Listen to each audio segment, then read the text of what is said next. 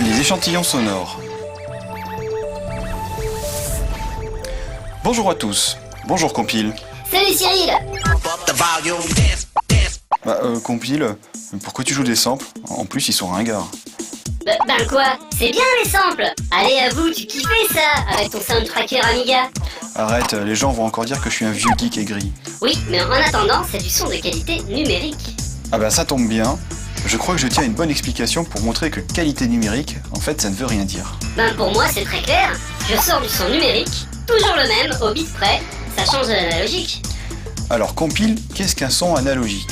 L'analogique. Ouais, c'est quelque chose qui me demande un niveau d'abstraction inaccessible.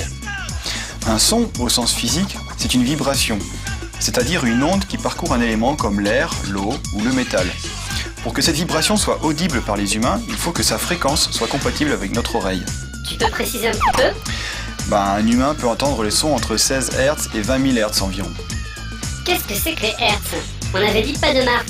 Ah, c'est pas une marque, c'est une unité de mesure, comme le mètre, le kilo ou même l'octet. Un Hertz correspond à une oscillation par seconde. On utilise ça pour mesurer les phénomènes qui se répètent. Oui. Bon, par exemple, si je te donne des baffes à la fréquence de 1 Hz, ça veut dire que je te flanque une baffe par seconde. Pigé? Oui, mon maître.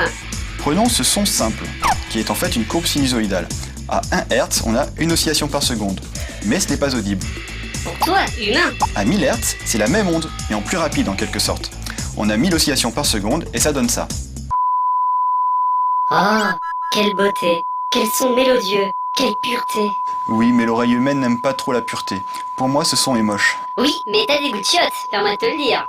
Juste pour compléter le propos, plus on augmente la fréquence, plus le son devient aigu. Au-delà de 20 000 Hz, on arrive dans les ultrasons et ce n'est plus audible pour les humains. Sauf pour les chats, les chiens, les chauves-souris et les jeunes humains. Mais toi, t'es plus tout jeune, Cyril. Oui, bon, ça va, hein. Alors ça, c'est un son analogique. Pendant des années, tous les supports d'enregistrement tels que la cassette audio ou le disque micro-sillon, ainsi que la radio, étaient basés sur la transmission ou la reproduction de sons analogiques. Le problème, c'est que ça n'était pas super fiable. Par exemple, pour la radio, il suffisait d'une petite interférence pour déformer le son. Oui, c'est normal. Vu la complexité des ondes, le poste de radio a vite fait de se tromper.